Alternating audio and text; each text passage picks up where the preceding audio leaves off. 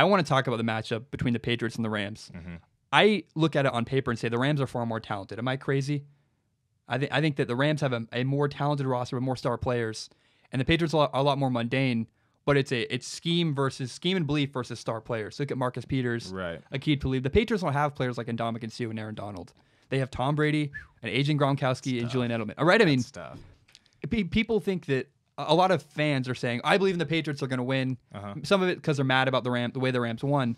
I think on paper, if you're honest about football, the Rams are a far better roster. They should win this game on paper solely. And I think it's weird that we find the Patriots, I don't know if they're an underdog or not. A lot of people are picking the Patriots to win. I think it's very interesting. I don't know the Patriots should be just automatically assumed the favorite because they're the Patriots. Right. What do you think is going to happen in the Super Bowl? I think the Patriots are going to win. Yeah, me too. And that's my opinion. And part of it is scheme and experience between Belichick and Brady, which is kind of the common thing most people have been talking about. Yeah. You know, McVay and Goff are only half their age when you put it together. Yeah. And although that's important, both teams are in the Super Bowl for a reason. Yeah. I mean, albeit the Rams got there, you can call it sketchy, you can call it whatever you want. They're there. They went. He beat Drew Brees. Yeah. One of the greatest quarterbacks in NFL history. You don't accidentally who's beat been Drew around. Brees. No, you don't. Whether You that don't. play happens or not. Exactly. But, the Rams, I agree, are more talented in terms of star players.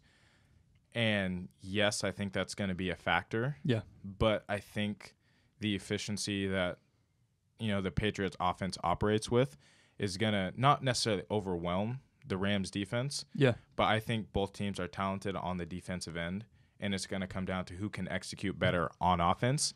And in my opinion, since Cooper Kupp has exited the Rams, be it towards injury, ACL. Yeah. right, Jared Goff hasn't been successful. Or I shouldn't say Hasn't been as he's not as successful. good as he was. Because Kupp's ability to get open and understand a multitude of different defenses and how to get open against them, it opens up your offense. It opens up the other receivers, and it just makes you better. I mean, Robert Woods was talked about a lot at the beginning of the season. You're playing with Cooper Kupp on the other side. Yeah. And so, you move on from there. Like, how has Robert Woods performed towards the end of the season? And then that also changes your run game. When you don't have that guy who's always open over the middle or open at the hook, those linebackers, they don't have to worry about it as much. They can participate in the run game.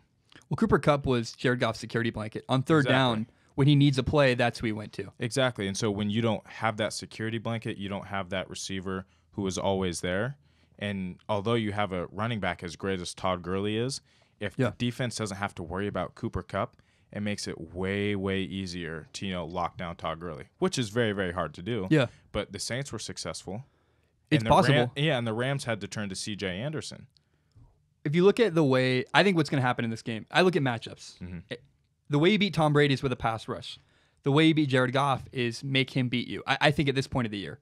If I was Bill Belichick, the way I would approach the Rams, the game plan against the Rams, I would say we're going to stop Todd Gurley. Because what the Bill Belichick historically does is takes away the thing you do best. He takes away your best player. He's going to take away Todd Gurley. He's going to hit him 2 times a play. Yes. And so he's going to say, okay, we'll take away Todd Gurley. You play action won't work. Your running game won't be as I'm sure they're going to still put up yards running. It's still Easy. Todd Gurley. Yeah. But we're going to focus on that. We're going to make Jared Goff beat us with his arm. And I don't know that Jared, especially without Cooper Kupp, late in the season, he's really waned. He really struggled against the Cowboys, which is understandable. Great defense. Right. He played okay against the Saints, good enough to win, but I don't know that Jared Goff alone is enough to beat this with his arm, beat the Patriots with his arm. Yeah, from the first 9 games of the season, what was the game? I believe it was against the Chiefs. It was Chiefs-Rams. Yes, Monday Night Football. That game was My absolutely buddy Samson insane. had 2 touchdowns. It was awesome. So since that game, and since Jared Goff was in the MVP conversation, he just kind of disappeared from it. His play kind of fell off. And again, we don't want to blame it all on the lack of Cooper Kupp. Yeah. But I think people figured out the Rams offense, and it got schemed against. People are continuing to evolve and how to stop the Rams offense. The way to beat Jared Goff, I watch a lot of film on Jared Goff, and I made a video about this earlier in the year. If you want to beat Jared Goff, you have to hit him and make him uncomfortable in the pocket. You ever been in a mall at Christmas when it's really busy? It's very, for me, I get very uncomfortable when there's that many people around me. Driving in traffic is just weird. It's you're not comfortable when there's bodies all around you. When bodies are around Jared Goff, you don't necessarily have to sack Jared Goff. when there are people biting at your ankles and hitting your shoulder and touching you, his accuracy and his mechanics fall off a cliff. He's not the same quarterback. And so if you want to be Jared Goff, you get pressure on him, you make him uncomfortable in the pocket. And that's what people figured out later in the year. That's how you beat Jared Goff, is you slow him down with bodies around him. Right. Just make him uncomfortable in the pocket. And you can say that about a lot of quarterbacks, making them uncomfortable in the pocket. Yep. One thing you mentioned about Tom Brady, the key to beating him is you got to get the pass rush on him. Yeah. Brady gets the ball off too quick for that half the time. And Brady will take a sack before he takes a hit. Yeah. So he'll drop down and avoid taking that extra hit. And he's like, all right, I'm fine.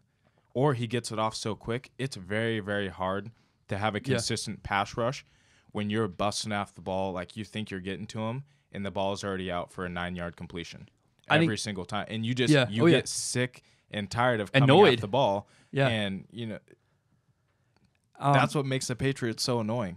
And Tom Brady so annoying. He gets the ball off so quick. You get there like, I can't sack this dude. It's unbelievable. You can't get to him.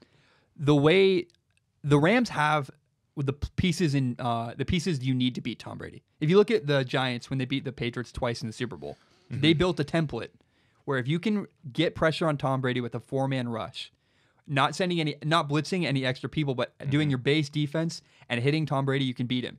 The Rams have the people in place to do that. They have Aaron Donald at defensive tackle. They have Ndamukong Suh. There's some really solid people off the right. I can't remember the guy they got from the Jaguars. They brought a new defensive end in midseason through a trade.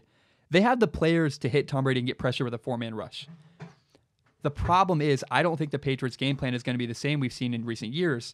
They're far more run-heavy. They're going to dominate time of possession. And again, like you said, get the ball out really quick.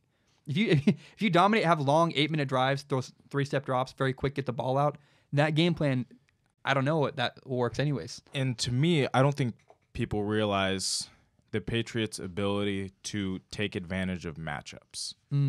Patriots are masters at taking advantage of matchups. There's very few teams that you can see that will go, 6 linemen, 2 tight ends, a fullback, and a running back, and they'll just run power eye right down your throat. And the next play, all of a sudden, it's 4 wide. And those substitutions happen so quick. A lot of times, the defensive coordinators or the defense itself isn't ready to make a substitution to deal with the next package, vice versa. They're experts at getting Edelman with slower safeties or slower linebackers if they end up being in man defense.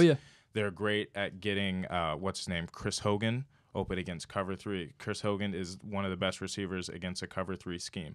The way he runs his route and his intelligence against it. Yeah. And you have Sean McDaniels, who's a great offensive coordinator who knows how to pick. McDaniels. Josh McDaniels. Sorry about that. Why did I say Sean McDaniels? Sean McVay. You got them. Yeah, no worries.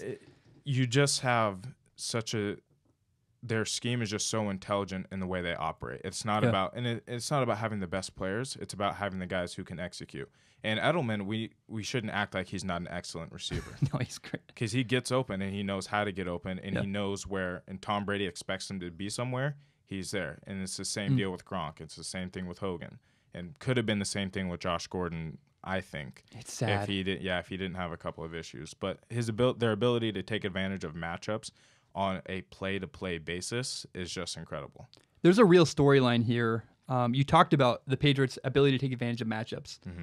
We all know what happened in the NFC Championship game. There was a non-call pass interference. Pass interference was committed. It just wasn't called. Yeah. And Nickell Robey, I believe is Nickell Robey Courtney. I can't remember his name. Something like that. Admitted, I committed pass interference.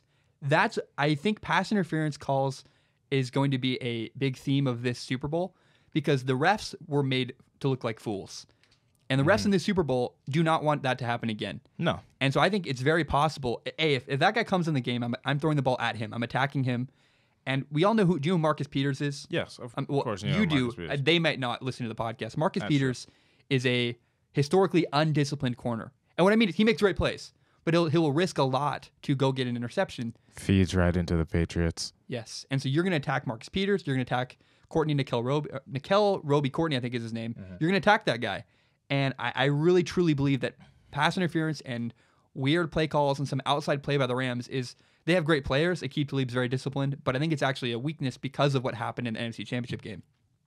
Yeah, you think they're going to be there? You think there will be more pass interference calls? Yeah, the Rams put a target on their back. Wouldn't you think? I mean, the refs are going to be very, very careful in this game because of the way public reception looks. I would think, right? And don't want to be made to look like fools again by the Rams. The Rams got one over on them and Right. made the refs look bad 2 weeks ago. I see a lot of late flags coming. I see, the play happening, the ref sitting there, hand in his hip, looking at his friends. Do we? And if there's any we'll if there's throw a it. doubt if there's a doubt, they'll throw it. Exactly. Yeah. And that makes it difficult, but I think that's ultimately what's going to end up happening. Yeah. And if you ask me, it's like a better late than never type deal. Yeah. I would rather have the ref from an offensive and honestly from a defensive perspective, I'd rather have him hang on to it for a second, think about it, and then throw it. Because there's a lot of times where they just throw the They're very thing, trigger happy. Yeah, from 90 yards away, and they didn't even see the contact, or they Yeah. just saw hand fighting, which is allowed. They didn't, and they throw it premature. There's another thing that matters is the fact the Patriots have been to Super Bowl. Their roster's been to the Super Bowl before. The Rams have not been to a How game many? like this. They have like 4 players that have played in the Super Bowl before, something like The that. Rams? The Rams, Yeah, I think so. And the Patriots is like the opposite. It's like all but 4. Everybody been on that thing. Yeah, and not just that. Even the guys that haven't, the culture's built around. We've been to this game before.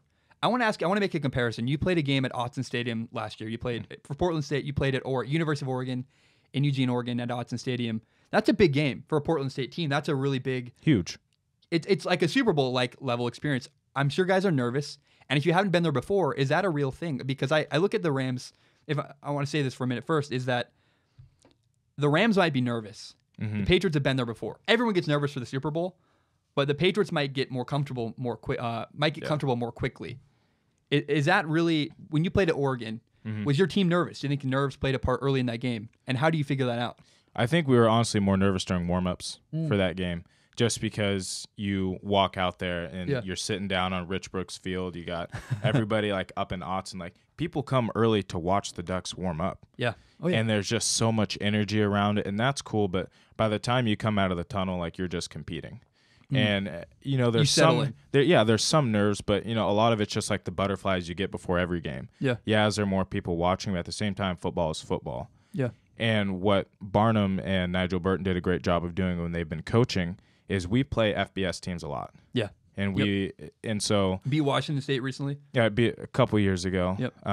And then we played UW a couple of years ago. We played Nevada before we played Oregon. Yeah. We played North Texas. Trying to think of who else. You've been in big games Yeah, we against played FBS schools. BYU. Exactly. Yeah.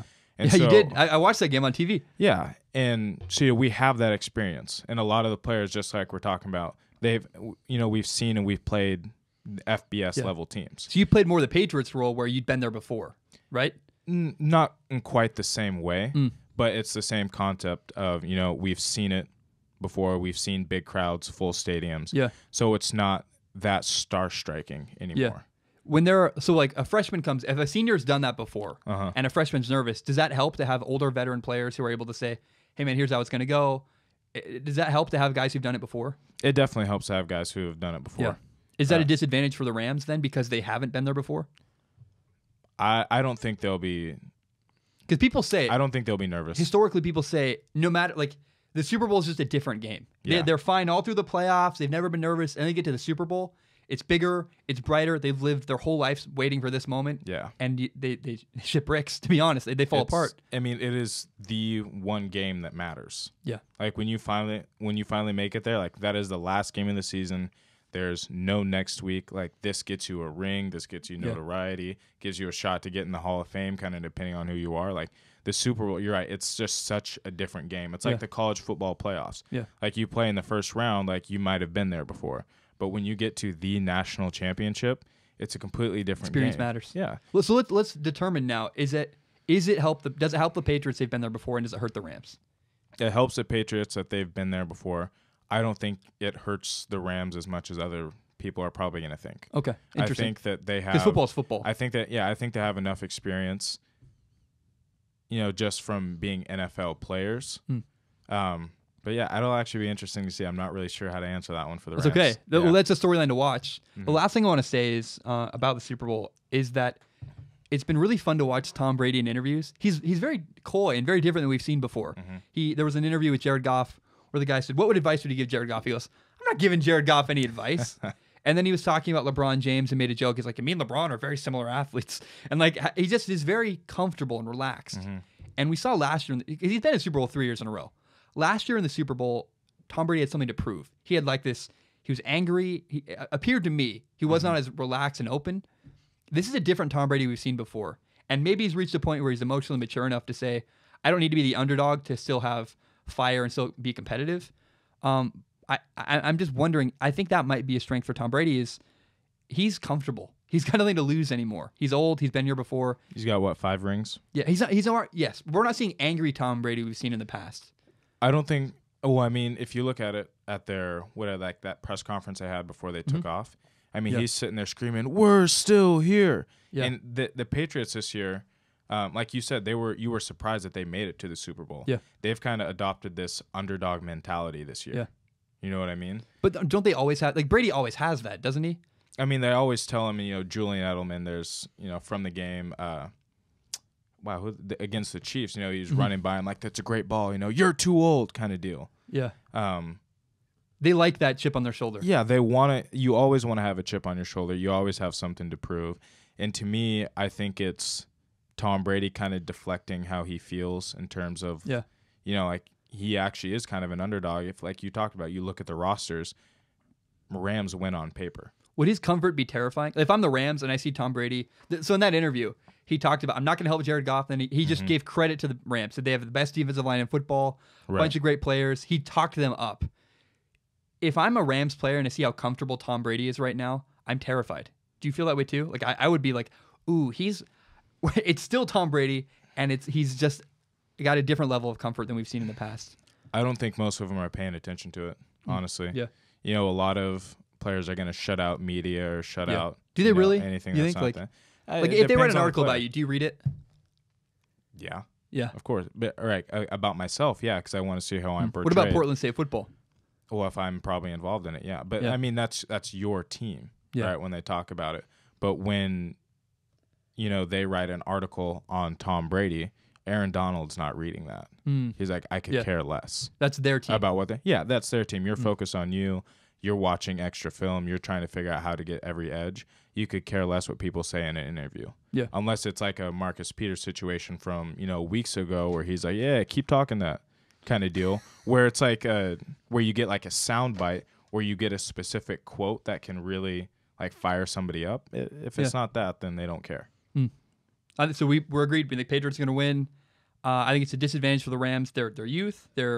I think at a disadvantage schematically, somewhat, which is weird to say because Sean McVay's whole offense is a scheme, is a big deal. But I think the way that the Patriots defense will play the Rams offense was going to limit Todd Gurley, take him away, make Jared Goff beat him with his arm. I think we're in agreement the Patriots are going to win. Do you have anything left to say about the Super Bowl in general? I'd say watch out for Robert Woods. Why? You're a college receiver. Why? Why do you say that? I think his threat over the top, and I don't think the Patriots have the corners. So he's a Rams wide receiver. Yeah. He's a Rams wide receiver. I think that he's going to have a breakout game. Interesting. Over the top, vertically. Over the top, over the middle. I just think he's going to have a game. Because I do think that in order to take away the run game, you're going to have to play a lot of man defense. It's going to be man-to-man. Yeah. And I think Robert Woods is a talented enough receiver, and you have Goff, who's a talented enough quarterback, to be kind of on the same page with each other, and I think he's going to make plays. So the way the Patriots are going to play it, they're going to take away Todd Gurley, say, Jared Goff, beat us with your arm, and he just might by throwing to Robert Woods over the top. Beating man coverage. And you can't forget about Brandon Cooks either. So and he played for the Patriots. He's hungry too. Exactly. So, Brandon Cooks is going to have something to prove. Yeah. And I think Belichick is probably going to have something a little extra dialed up for Brandon Cooks, just as a little jab to the ribs type deal. Yeah. So that's why I think it's going to end up being Robert Woods as a savior for the Rams. And if people don't know, Brandon Cooks played for the Patriots. Quote me on that. Last season. Oh, I hate doing this. It makes me feel uncomfortable. I really don't like self-promotion. It makes me feel like a used car salesman. But I got to do it. So if you don't know, this is my podcast, Strong Opinion Sports. It's my favorite thing in the world. And you can subscribe on iTunes, SoundCloud. You can find it on YouTube. You can find the full entire hour-long podcast on YouTube. You can also find shorter breakout clips like the one you just watched. Please do me a favor. If you like anything I had to say, maybe you hate me and you're mad about something, share this podcast with your friends. Share it on Facebook, Twitter, Instagram, whatever you want to do. Help me grow by telling your friends about this show.